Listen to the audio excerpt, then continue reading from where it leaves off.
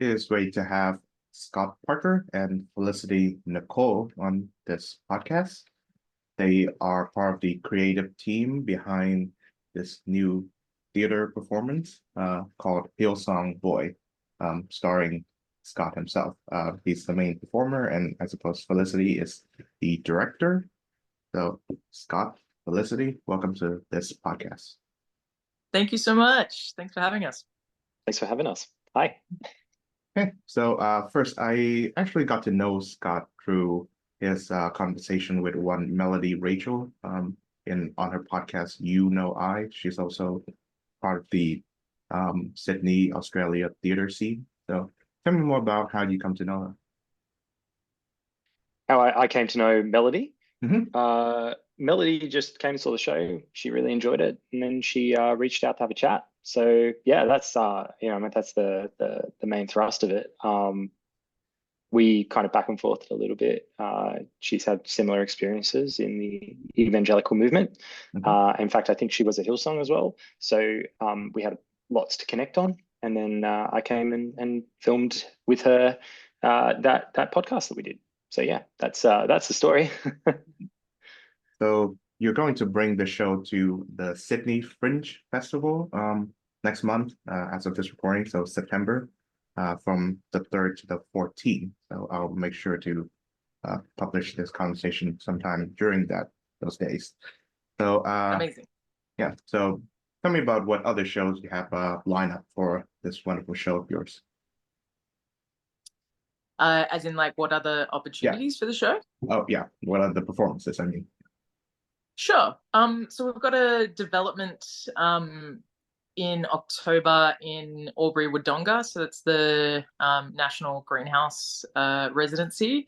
So myself, Scott, our sound designer, our producer, and possibly a theatre film expert will be going down, and we'll just be developing the show a little bit more, ideally to put a bit more AV in it, where we have some live camera work going, and a little bit of live mixing, just to, I think it'll basically amp up the idea of it being, Hillsong has a lot of bells and whistles when it comes to production stuff, lots of lights and screens, and so we're trying to emulate that a little bit.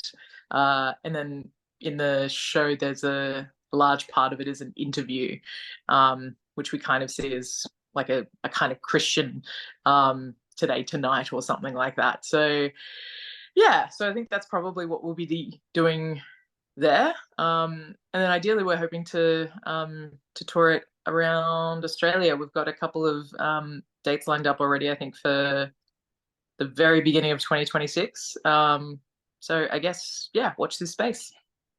Okay. Yeah, So, it's definitely happening again. So we'll be out and about, and we'll be doing it again. But for the moment, it might be a little while before we get a chance to see it again. So I dropped down to the Sydney Fringe. Absolutely. Show and catch it in its current form, because it might be a year or so before it's back on stage. Yeah. Well, I wish you guys the best of luck when you guys do get to put on the Fringe. I really wish I could have gone, but since I'm in a different country, so oh wow, yeah, that's fair. Fair enough. So tell me more about the creative team behind Hillsong Boy. Obviously, I'm meeting the performer and the director, and I've got in touch with you guys via Robbie, who I suppose is a producer. Yeah, we're sort of the core three. Sorry, Felicity. No. Yeah, we do have Catherine Roberts Parker, who is my partner, and she is the sound designer on the project. We also have a number of other people that have come on and supported the work as well, in various forms. It's kind of one of those shows that still the team is ever expanding. But yeah. As we get bigger with the show itself, it kind of reflects that, which is great. We've got St. Clair, who is going to be doing our lighting design, who's fabulous and has worked in a lot of indie theatre, and also works over at Ensemble Theatre. And then we've got Lisa Walton, who is our associate producer, who has heaps of experience. Most recently, she worked as a producer for Bondi Festival and a programmer there. So, yeah, I think we have a team that comes from lots of different kind of artistic backgrounds and experience, but everyone has a kind of personal stake in it. Everyone's either kind of queer or a little bit neurodiverse, or can talk about, you know, their own kind of religious upbringing in some way. And in that respect, it feels amazing to work on a show where everyone is invested in it in a similar way. Tell me more about the name behind your theater company, Matriarch. What's the story there? Actually, this is not a Matriarch production. Oh. Matriarch is my my nonprofit theatre org. We work with young people generally. This is not a show for Matriarch. Yeah, we've actually started a new collective company. We yet to kind of decide how it's going to work because it's so new, but we're called Impolite Society, and that is a collaboration between Felicity, myself, and Robbie. And yeah, that's a brand new thing, sort of exploring specifically the creation of works with, I guess, a political framework. I don't know if you want to talk more about that, Felicity, but yeah. Yeah, because I think our aim is to create contemporary work that is in relationship to things in the news or things that are incredibly personal to us, that also has larger ramifications in Australian society. So a lot of that is looking at queer work as well. Each of us identify as queer and neurodiverse. So we kind of bring those lenses to anything that we do. Yeah, and generally creating work less from a, you know, sitting down, writing a play, making that work, to then yeah, instead we're kind of coming together and going through very devising processes and having lots of conversations about things and what we think is important or not important. And then at some point we we kind of had to bite the bullet and say, we need to actually put it into some kind of show format. And then boom, Hillsong Boy emerged. Yeah, it's a lot of conversations, starting with conversations like, you know, really sometimes very intense conversations, and pulling the work out of that dialogue, which is a really wonderful, fruitful, and really interesting process with the right framework and around it, and the right safety around it, you know. But yeah, I think it's a really wonderful collaboration. I'm really excited to do more in the future. But yeah, we'll get through Hillsong Boy first. Well, I share your excitement. So you mentioned the word queer, which has an interesting evolution, so to speak, in its use. You know, a few decades ago, it was a term of derision that I guess heterosexuals used to describe homosexual people, but now it's been adopted as a broad umbrella term for, I suppose, people of the LGBTQ plus persuasion. So tell me about what that word means to you. So I love the word queer. I exactly as you said, I find it like a really beautiful umbrella to talk about a whole bunch of different identities within just one word. It's funny you talk about its origins. My mum hates the word. She still kind of sees it as its original intention, which was to, you know, to slander people, to take them down, really, and call them this word that came with a lot of violence and judgment and so on, and spoke to a time that was really not safe for people in our community. But what I love is, and I think this is probably true of any word that's been reclaimed, is the idea of the community taking it and using it for ourselves, and using it in a way that is empowered and strong and beautiful and embracing. And suddenly, you know, the sting or the force behind it, how it was previously used, kind of just disappears. And that, I think, is incredibly powerful. And something that I feel very proud about. Yeah, I think I'd say I can only affirm that. I guess in addition, I've always like gravitated to like, I mean, look, technically bisexual, pan maybe, but queer feels right to me because it feels holistic as well. We're not just talking about, we're talking about a part of my identity that affects literally everything that I do. My life is queered by my identity. So I guess in some ways that's the reason I gravitated toward it, because I don't see, I mean, at least in the society we live in, being bisexual means that you navigate life differently. Being gay or lesbian, being trans means you navigate life differently, So I think, I don't know if that adds much to that, but yeah, I think that's why it resonates so much with me. That's it. Yeah, and I think to this day I'm still very careful around the queer word because I know of its connotation in the past. So unless I get like express permission to use that word to attribute to someone, I would not use it. I would say I guess the variety of gay and lesbian, bisexual, and whatever specific orientation that they gravitate towards. Yeah, nice. totally fair. So about Hillsong Boy, what is the story that you guys are hoping to tell? Well, the story is drawn from my experiences at Hillsong. But with that said, we've been very curatorial about it. I was there for 20 years, so I have a lot of stories. I keep talking about my metaphorical bag of stories. And I just keep forgetting that there's stuff in there. I'm like, oh, there was this thing as well. Like even to this day, Felicity, I'm talking to Felicity. I'm like, oh yeah, there was this thing that happened, and she's like, what? Because yeah, Felicity is not from Hillsong, so which I think is actually really key to this collaboration because filtering through what's interesting and what's important and what's a little messed up is sometimes a bit hard to do from my perspective as somebody who was there for so long. But ultimately, we decided that the story we were telling is about, I guess, trying to find wholeness, trying to find completeness within a system that wasn't prepared to accept my queerness, and having that ultimately as this thing that is constantly grinding up against the system and causing friction in every aspect of it. And it doesn't matter how far I get as a singer at Hillsong or as a congregant at Hillsong or as a part of the community, I'm constantly butting up against this thing until finally we chose I was in a relationship with another man who was a Hillsong College student of all things during my time there, and we kind of chose that moment as a crisis point around which to build the show.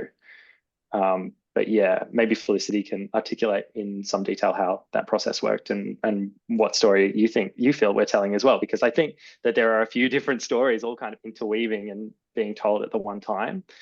But yeah, I think that's the central one. It's about accepting who you are, a tried and tested story.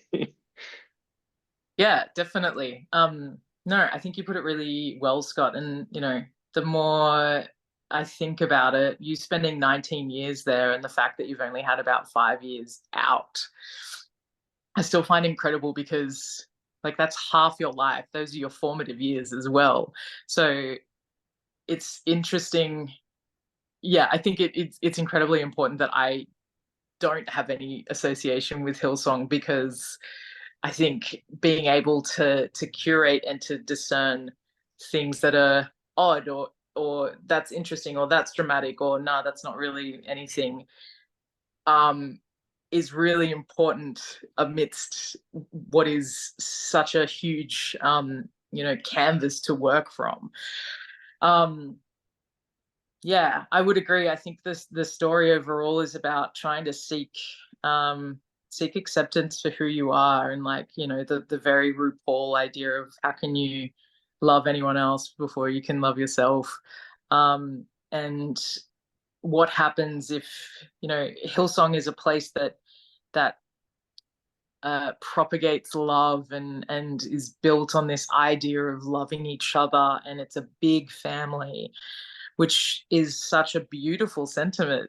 But what happens if really the strings, if those strings are revealed, if the I just lost my train of thought. What happens if it starts to become clear that we only love you if you're a certain way? We only want you and will accept you as part of our family if you are abiding by what we tell you to. Because that, for me, kind of implodes the idea. It really, it really starts to decay this facade of love and generosity, and in fact it shows a lie. For me, it really kind of betrays who they are, and I think that's been a super fascinating, realizing how much they've been able to manipulate religion. Like, Hillsong itself it's an organization. It's basically like a company in many ways, and it's a brand. So with amazing marketing, it just so happened to be using the Bible and God as a way of kind of getting into people's brains and hearts and things like that.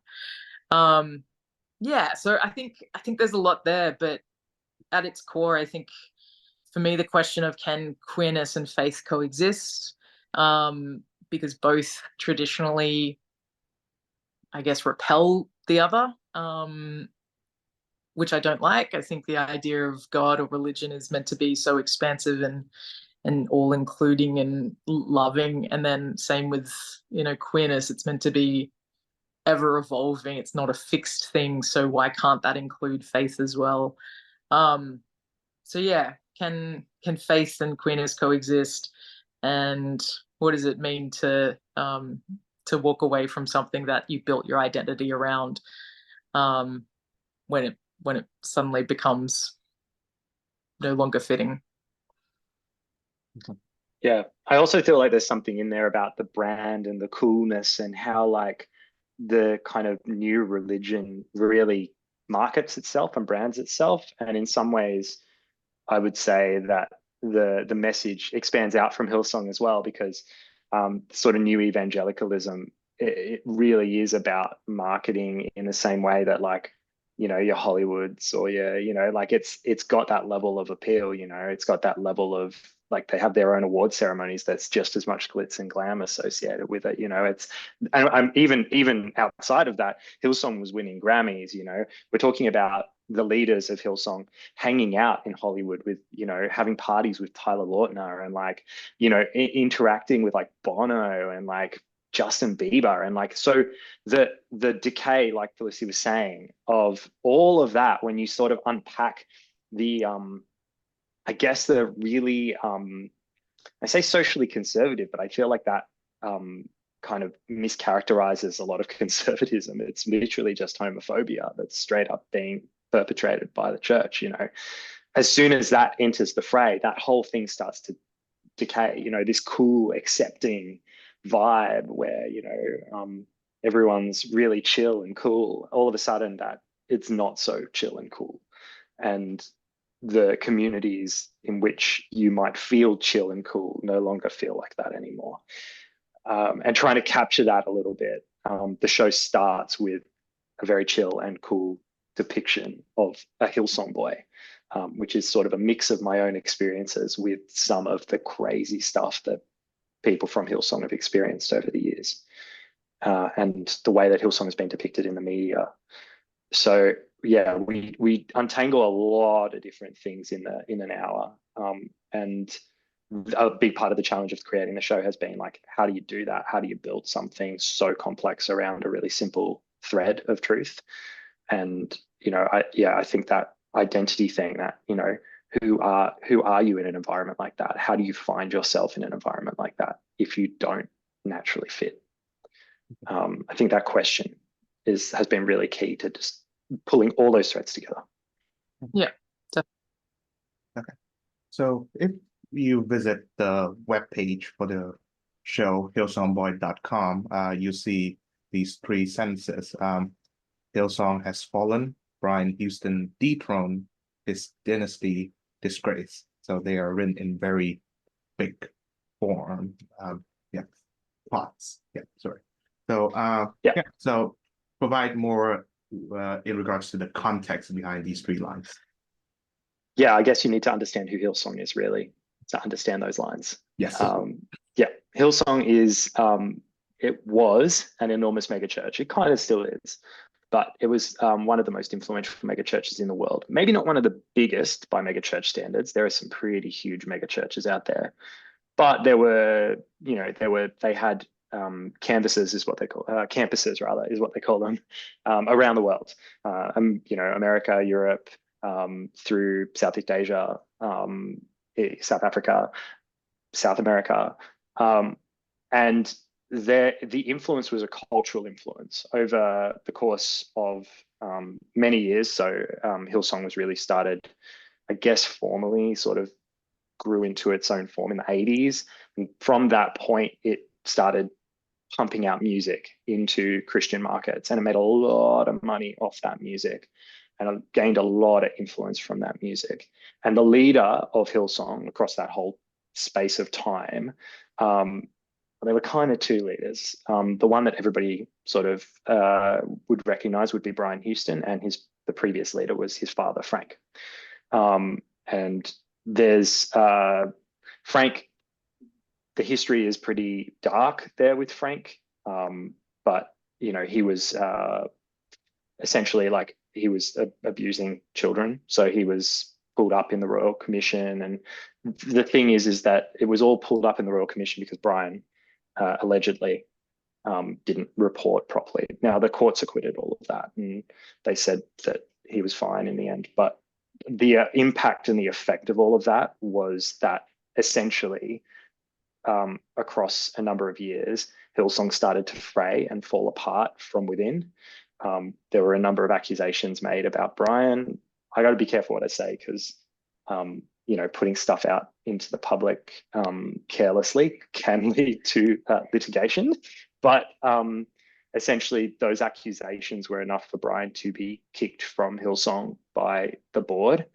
And his dynasty are his children, the people that were supposed to inherit the kingdom of Hillsong, his three kids. All three of them have now gone off on their own ventures and disappeared, and now Hillsong exists in a state of atrophy. Congregants are leaving, money has left, they are in deep deficit. Their tithe money has started to diminish. If you watch recent things, the crowds are much smaller than they used to be. So that's kind of the context into which I am telling the story. Is that now that it's all kind of over, what am I supposed to do with that? How do we feel about this? What does this mean?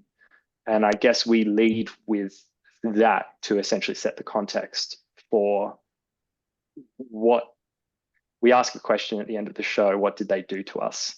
And I think it sort of links to that question in a way, like what was all of this? What happened here?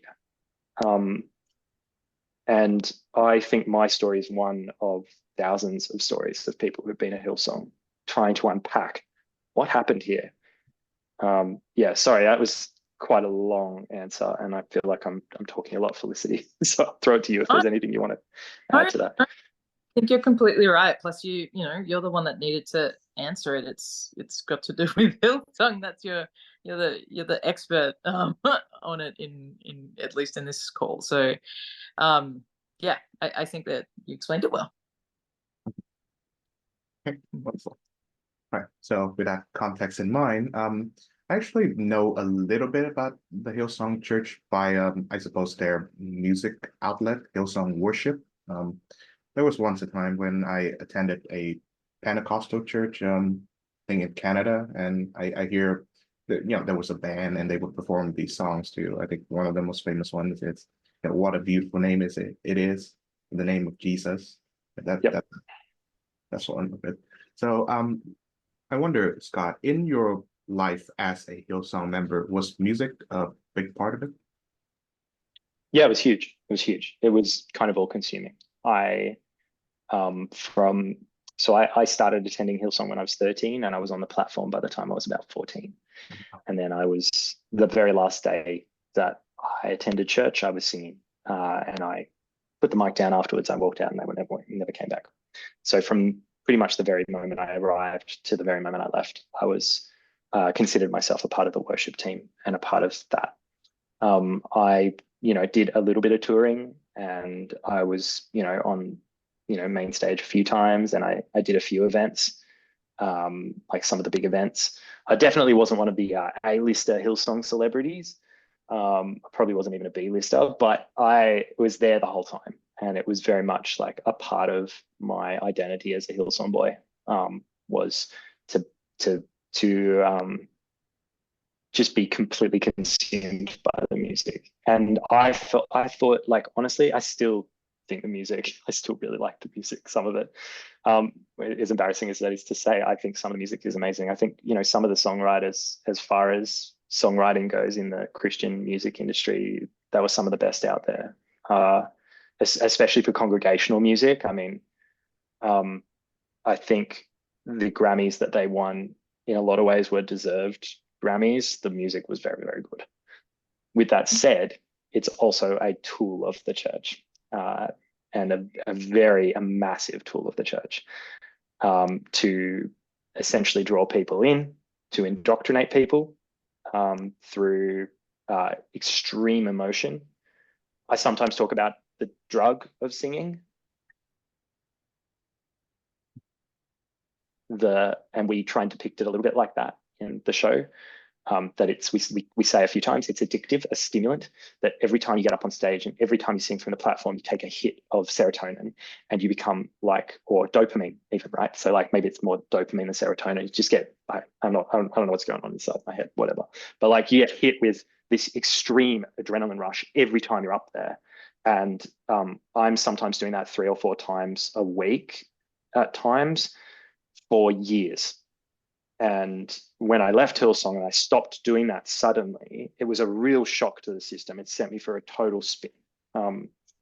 I can only describe it as withdrawals. So I think if you kind of understand the music in that way, there's sort of this double-handed thing of this, beautiful, moving, emotional stuff that is designed to draw people in and to hold them there and to keep them there, yeah, anything you want to add to that, Felicity? Yeah, I concur all of that. I mean, it sounds like, yeah, you said music is Hillsong's tool, and it's exactly right. It's the main manipulation that it uses in order to hook people, because singing in a group sounds amazing, singing to good music or dancing to good music sounds amazing, no matter what it is that they're saying. And I think that's really key on how manipulative they were, because again, they were getting kids and young people to come and be a part of this place.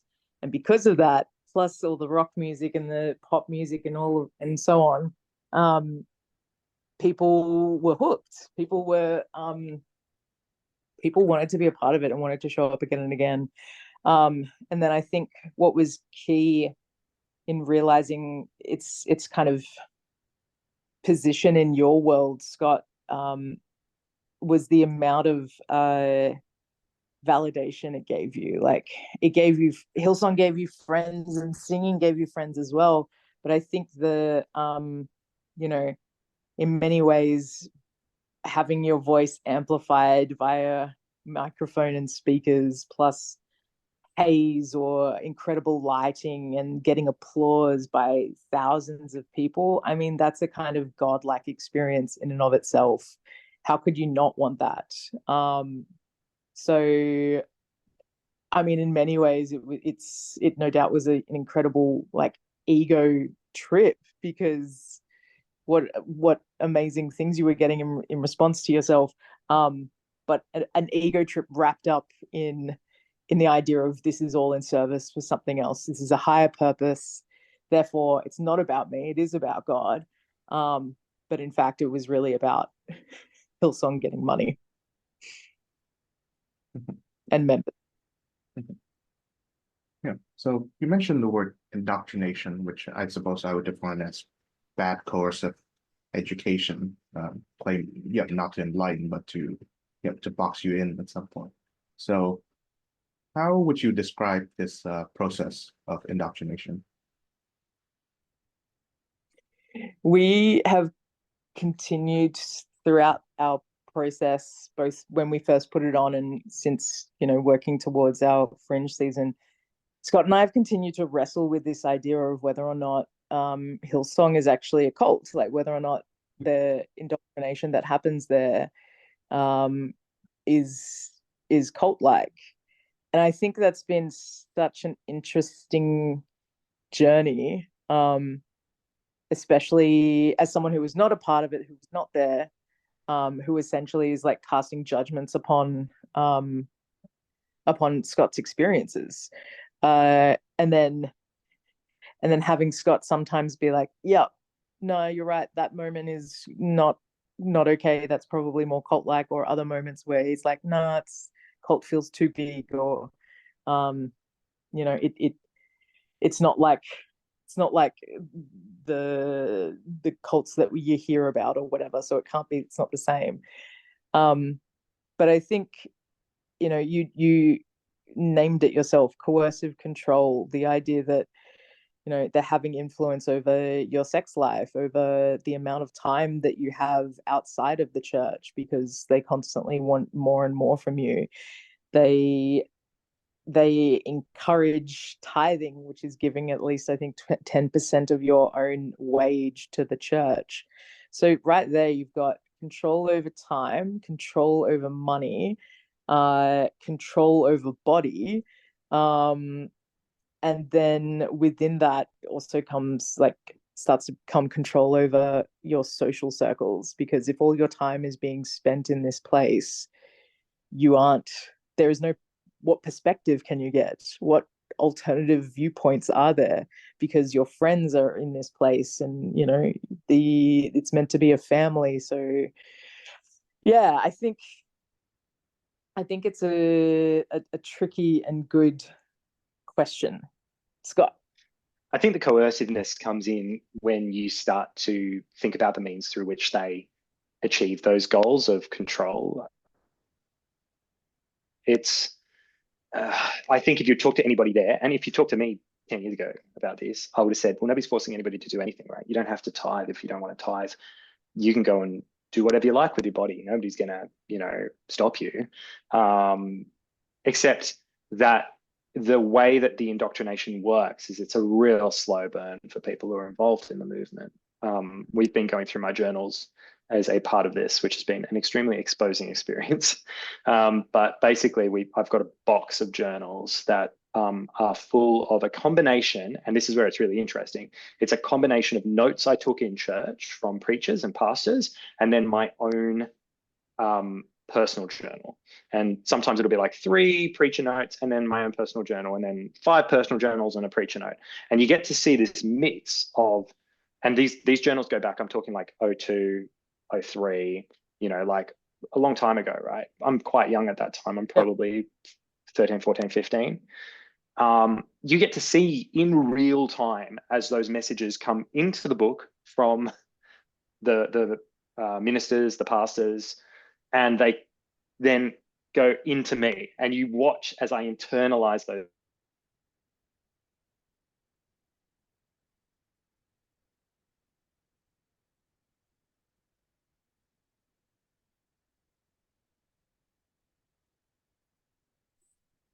voices. And by the time you get to the end of, by the time I was not at times, I was very self-loathing. I had terrible things to say about myself. I was very judgmental of myself. But you can see in the book, in the prayers that I've written in that book, in my own journaling that I've written in those books, in like 2014, 2015, you can see the self-loathing. You can see where it's come from. You can see the control that I am now exercising over my own thoughts. It's that concept of the cop in the head. You don't need a physical cop if you can put the cop in here. And I think that is where things are tricky, because you could have said to me, well, you can leave at any time, but all my friends are there. And also, if I leave, I'm a backslider and I'm given up. You know, I've given up on my faith. I've given up on trying, you know. And I should just keep trying. I should persevere. That's what the Bible says, doesn't it? It says persevere, right? So I'm going to be strong. I'm going to persevere, right? It's the internalized mechanism that kicks in and stops you. You know, if I'm going to go and, you know, in the case of when I, you know, slept with that college student, the repercussions of that is every single Bible verse I know, everything I've heard from the platform came flooding back to me at light speed, entered my body, and then shunted me into a world of shame for a number of years until I was able to sort of process that and be like, no, it's okay. It's all right. But that's where the coerciveness comes in. And and this is where the debate about, is it a cult? Is it really a cult? Is it really a cult? Because it is so, it's so subtle, but it's also not something that's exclusive to Hillsong as well, right? Like, there are many people who have been, you know, frankly, kind of hurt by what I've been saying on the platform, who have nothing to do with Hillsong, who feel like I'm attacking them and attacking their religion. And I'm not attacking religion. We're not attacking religion. It's not something we're interested in doing. I think it's just about questioning where do we draw the line between what is spiritual guidance and what is spiritual abuse. And you know, I think it's an open question, quite honestly. I don't know if I'm willing to commit to an answer at this point. I'm sure people much smarter than me can do that, but I certainly cannot at this point. I understand. And we leave it open. We leave it open at the end of the show. Yeah, and I'm sure the theater that you will be performing in will be having a mix of, I guess, queer people, as you call them, and Christians, and there might be some robust discussion amongst these two groups. But I suppose since Felicity, you've alluded to this question, which I think is the $64 million question at this point. How can a queer person, as you put it, reconcile their Christian faith?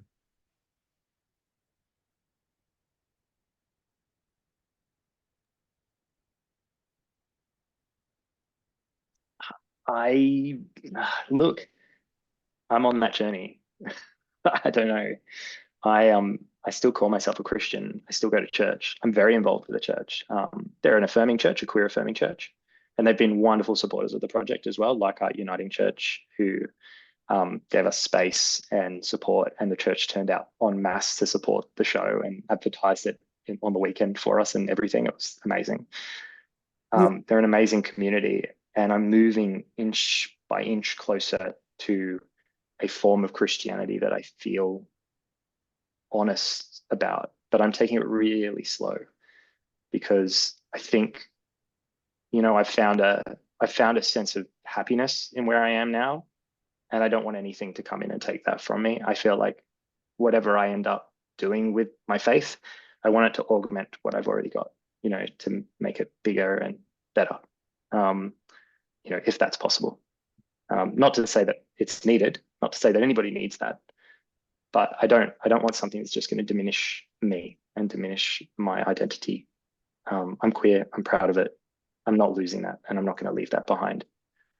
What that means for Christianity, I don't know. I think the way I've been able to handle it, and I said this on Melody's podcast, is that I just go, I disagree with the Bible. Like, that's my straight up thing. I don't feel like I need to take it literally. And when Paul says abhorrent things about queer people, I go, oh, well, sorry, Paul, Mike, I don't believe that. I disagree with you.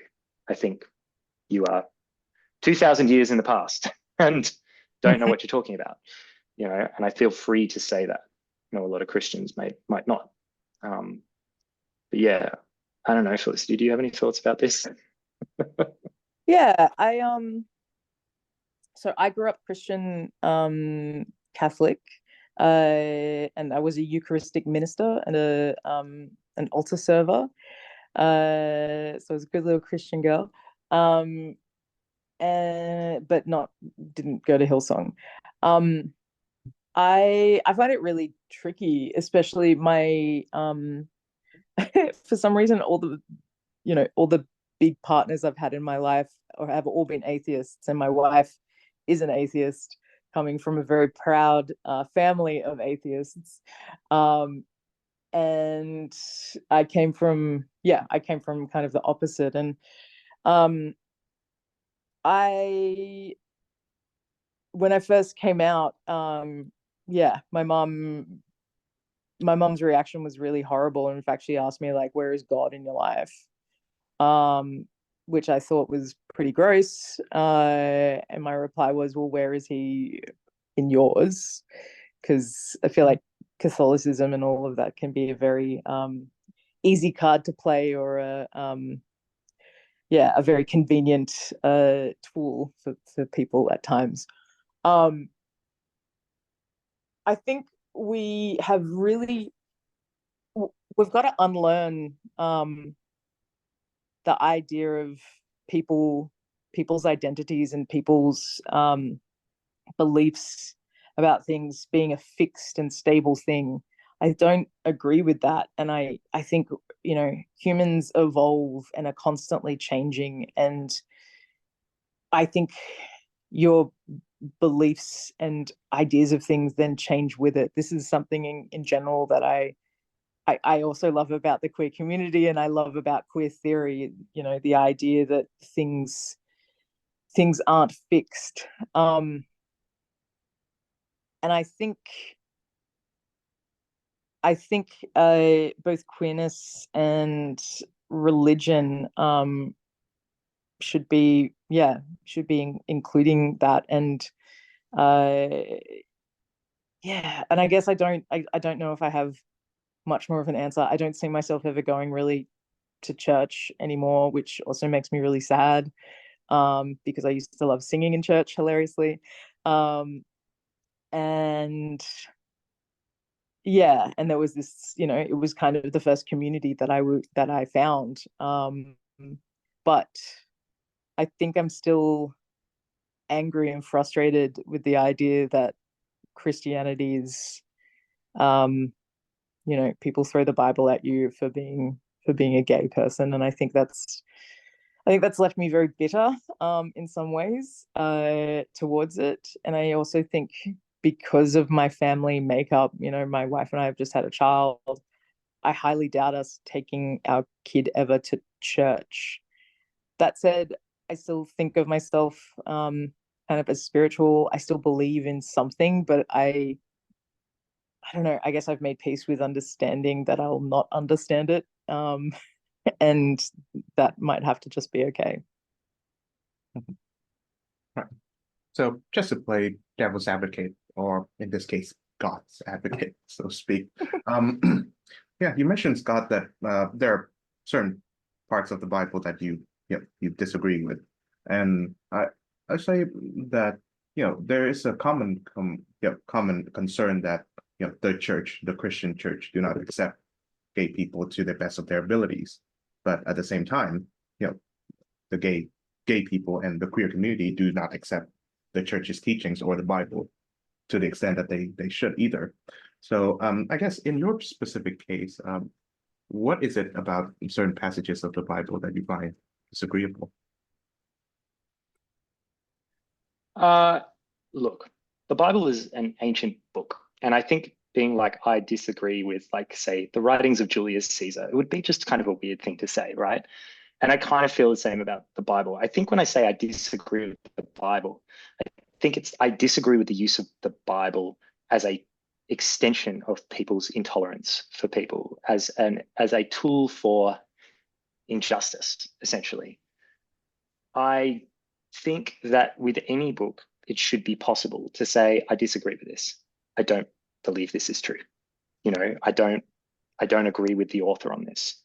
I mean, like, in dramaturgy 101, when I was at university, we were told to look at Aristotle and have a critical view on Aristotle. Like, it's not uncommon to do that with any other text, right?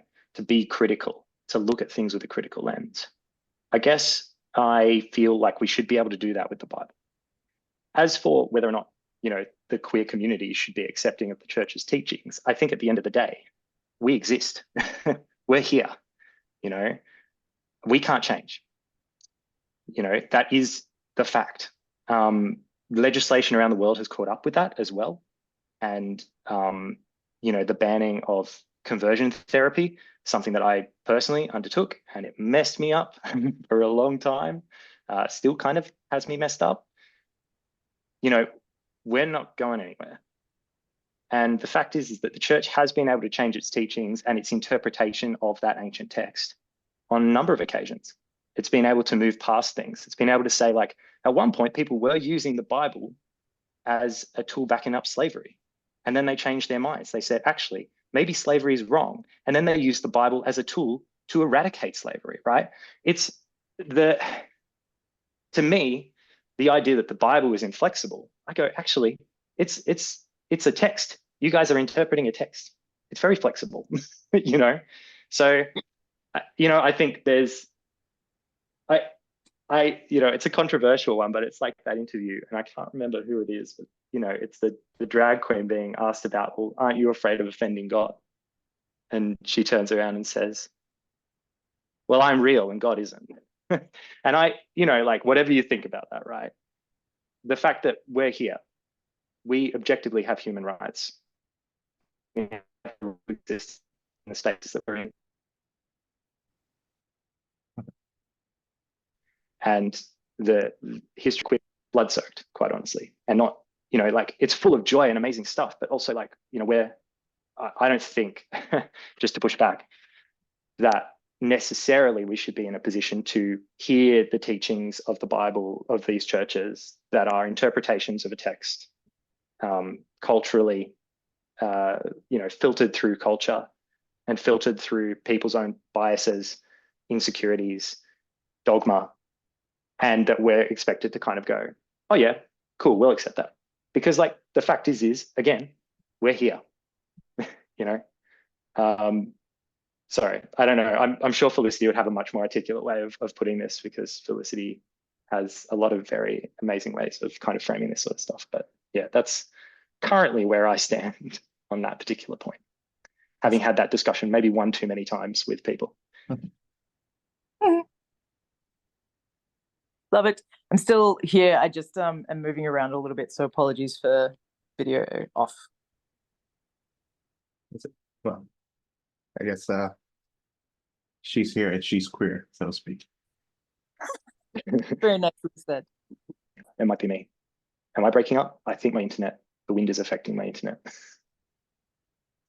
Yeah, so I suppose while we wait for Felicity to chime in again, so I suppose it's would be an appropriate time to ask, who is Jesus to you?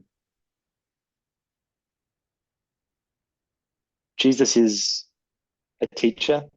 Jesus is a story. Jesus is an incredibly important historical figure. Jesus is someone who existed, but also someone who existed told by and communicated through people who had their own agendas and their own things that they wanted to push and own things that they wanted to articulate. We know that because we have 4 tellings of them and they're all different, right? The 4 Gospels.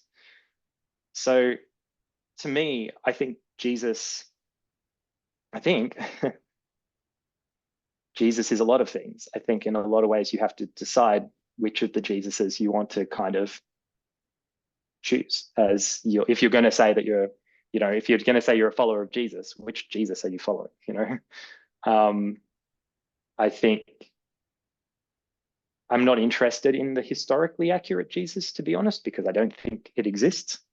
I don't think it's possible to find that. I think for me, it's about determining what effect do you want on society? What are you looking for in society? What impact do you want to have? I see Jesus as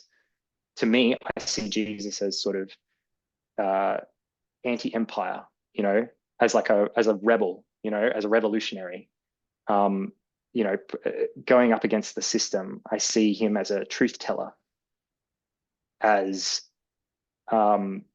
someone who is deeply committed to his friends and to the people, and deeply loved the people around him. and his society and the people that he advocated for. I think they're all things that I can get on board with. I think there are lots of other things about Jesus where I'm like, I don't know what to think about that. And, you know, like cursing fig trees and like walking on water. But like, I think there's like lots of things to kind of take from the stories of Jesus. And I don't think he's one thing. I just don't think he is. Okay. Felicity, would you like to add to my query? Sure. So I'm just going to pop into my car.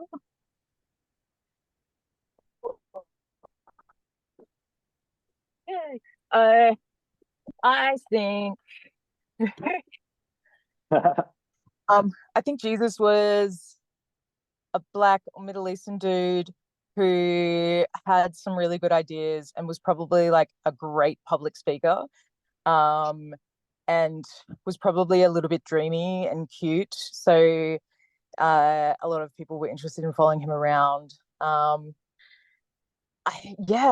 think he's someone who is used as a political football and I don't know, may or may not have existed, but just had some good ideas.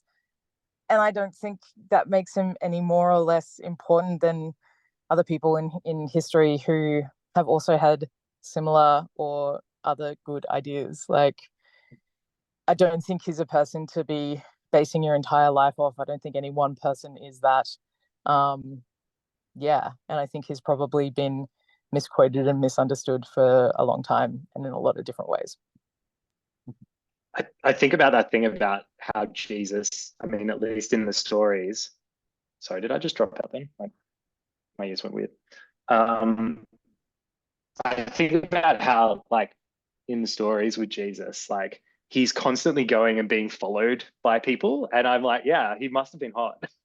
Because, like, right? You know, he's got like 5,000 people following him out to the middle of nowhere. I'm like, you're either really hot or you've got like, or something's going on. Because like, I can't think of anybody that's like, this is the other thing I think about as well. I'm like, well, you know, like, I don't know. I don't know what I'm going to say there. I was just going to say, like, you know, there was something attractive about Jesus. Whatever message he was giving, whoever he was Jesus hot. was a hot pop star of his time, and people got carried away with him.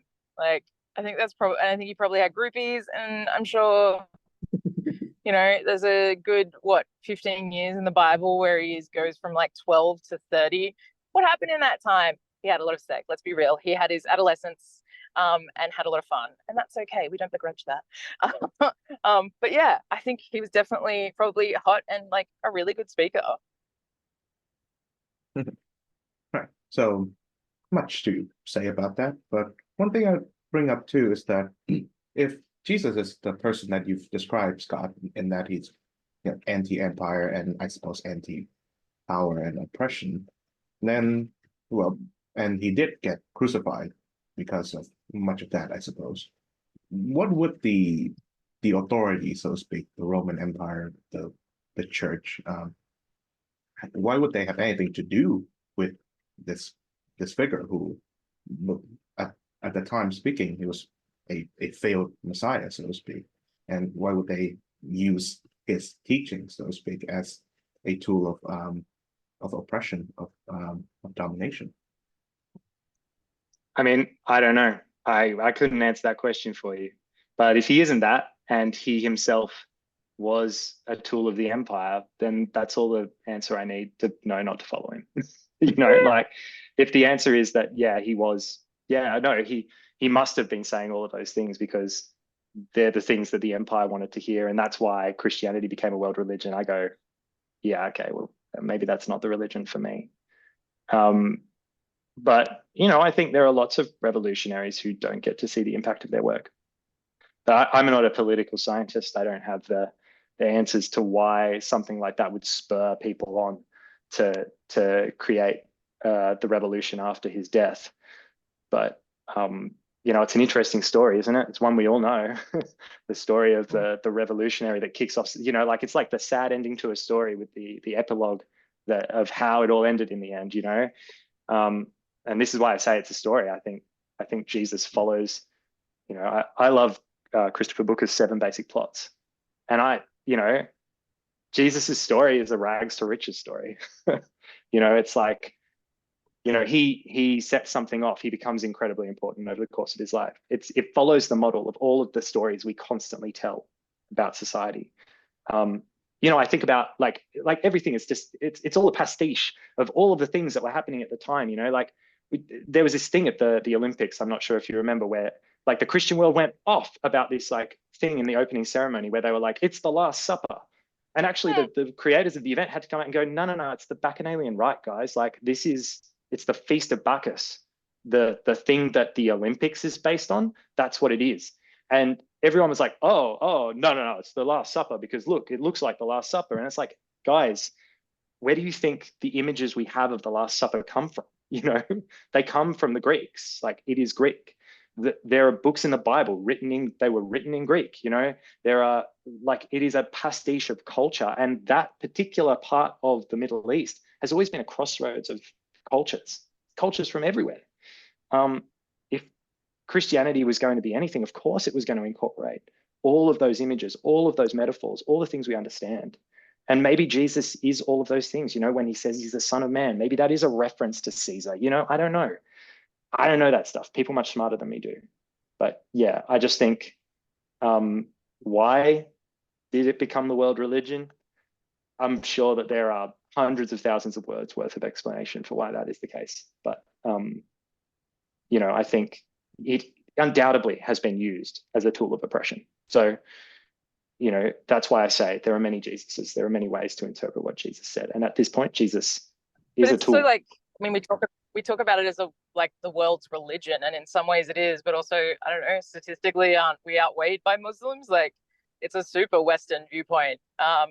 Yeah, like like Hindus and Buddhists and all of those kinds of religions in the most populated countries in the world. I mean, we're obsessed with Christianity in Western culture, but again, that's just super wide. That's it. Well, yeah. So, a concluding question for both of you. What impact do you hope that the show Hillsong Boy what impact do you hope to achieve with the show? I hope there's some people who feel like they've just seen their own story, and in so doing, they feel less alone, or they feel less, I don't know, different or strange with how their life has gone.